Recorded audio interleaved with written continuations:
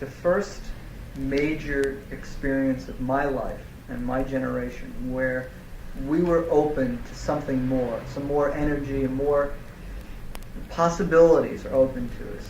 For me, was February 1964 when I saw you on the Ed Sullivan Show. I couldn't. It was like something just swept over the whole country. It was funny, wasn't it? Huh? Now, what the hell was it all about? Was it that? I don't know. I personally think that, like in America, there was very much a way to do things, and the only slightly freaky things would be like the Hollywood writers, or the jazz musicians, or the pop musicians, the Elvises, and so on. So they were being different. But in America, they were all still in a framework. Mm-hmm. And I think the British thing that we cooked up, we had a long time to cook it up quietly, make all our mistakes in private, Hamburg, well, no one was watching. By the time one of the big things about the Beatles, which I always think new groups should take as a bit of advice, was that we were cheeky enough to say we won't go to the States ever till we've got a #1 record. It's a pretty cheeky kind of thing. In the States, #1 record. Yeah, in the States. So we were offered tours, but we knew we'd be second to someone. We didn't want that. And there were a lot of artists still from here who go over, Sex Pistols, and they vanish. Cliff Richard, still trying to make it in the States. And we always looked at it logically and thought, well, that's the mistake. They've got to go in as #1. Then they're going to do. So there was a lot of careful thought here. We were cooking up this act, the Beatles. It was very European, very sort of British, as opposed to like the standard American way of doing things. Ed, a couple of jugglers, Sinatra Jr., even Elvis from the waist up. There was a very definite way that the Americans did it, the American dream. I just think that like Americans had it going one certain way, and the Beatles was just such a different thing that we'd been cooking up. We'd been taking all the influences from America, distilling them in a British way.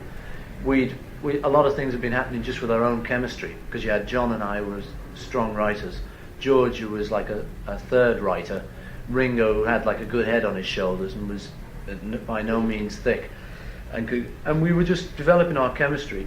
We put in a lot of work. Hamburg used to work 8 hours a day, which most bands never worked that hard. We literally worked 8 hours a day, and it was a full factory day. So we had developed our act. By the time we came to America, we had a #1 record, which we'd worked that out. We were playing in Paris at the time, and Telegram came, and we all jumped on each other's backs and ran around everywhere.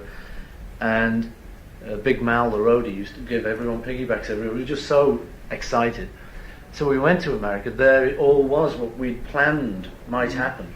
But we were lucky, and it went much further than we'd ever imagined. But actually, we'd thought the whole thing out.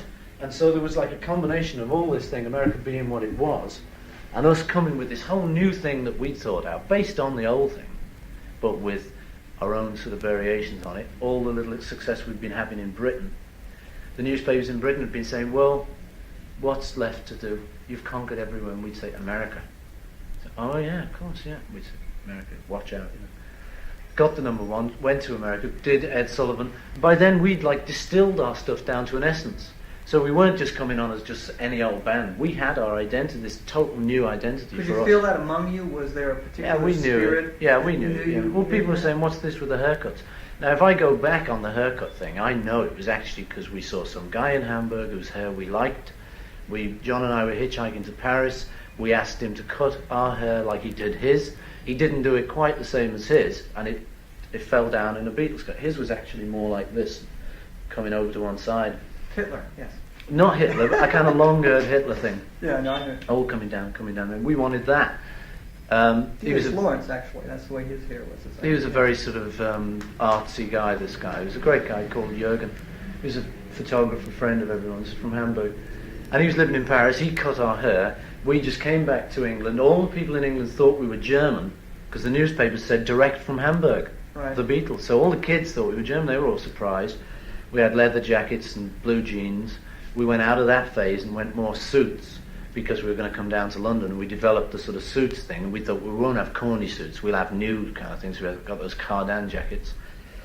We were working on the whole thing, and so by the time we sort of got to the States there, to say, for instance, the hair, what was really a bit of an accident, and it was really sort of what a lot of artsy people were doing anyway. we were the first with it in the States, so it looked like we'd invented it. Actually, the story was not half as exciting. It was much more ordinary, like life is. But by the time it actually got to the presentation on the Ed Sullivan Show, the biggest show in the States, and there we were with these funny haircuts, it was us. Everyone used to say, you started the Beatle haircut. And so it was like just distilling the whole essences of all these changes we were going through, and we just laid it all in one big move on the Americans. That's why it had such a big shocking effect, I think. When was it apparent to you that something was going on here that was more than just another very big group, that this was a cultural phenomenon? I mean, could you realize that at the time? Or You don't get into that. I mean, anyone who's kind of successful, I don't think you get into that.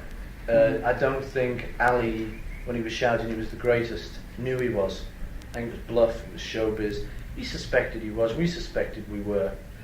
But a lot of what you did was just bluff. It's showbiz, you know, this is showbiz. You want to be number one, you better tell everyone you're number one. But when did you realize, my God, it's worked? I mean, this is even more than just a musical event. This is a whole generation. Very early on, we wherever we went, we started off in Hamburg, basically. And we started off having no audience, and we had to work our arses off to try and get people in. People would appear at the door of the club, and we were on stage, and there was nobody at the tables. We used to try and get them in to sell beer for the manager. And we used to, the minute you saw someone, we'd all go, dance in the streets, or whatever was one of our big numbers. Dance in the streets is one of them. Dance in the streets tonight, and we'd pretend we hadn't seen them, and we'd rock out, and you'd find we got 3 of them in. And so we were very much trained on this idea of like what do they call them? Barkers. The fairground almost. You'd see 4 people, and we had to get those 4 people in. And so this knack is like very important, obviously, in showbiz. How to attract those 4 people in to sell 4 bottles of beer for the man who's paying us. We eventually sold the club out, and that, I would say, then we started to know it was going to be big, because we really started to get a Saturday night audience, which then started to be an all-week audience. Then we went to another club, the same thing happened there. Then we went back to England, and we started playing the Cavern. Same thing happened there. People didn't bother coming, then they started coming, they came in the droves. So we could see that each place we went at, whereas when we got started there was nothing. When we finished playing at that club, it was always like this incredible excitement had built up. And there must have been, we knew there was something we were doing that must have been right. So by the time we came down to play tours and stuff, it didn't really surprise us, although they were all thrills, but it didn't really surprise us that when we were on the Chris Montez tour, he was top of the bill. It didn't surprise us halfway through the tour when they switched it. They put us top of the bill and him second. It was embarrassing. The hell for him, you know, what could you say to him? Sorry, Chris. Right. You know, and he took it well and stuff, but it was embarrassing. But we expected it by then. We'd seen that everywhere we'd gone it seemed to work. And another thing we thought was that, like all the old-time vaudeville performers were all saying, the trouble with today's entertainers is they've got no background. But we did. We always thought we had this ace up our sleeve of having this hard background in Hamburg. Or I did, anyway.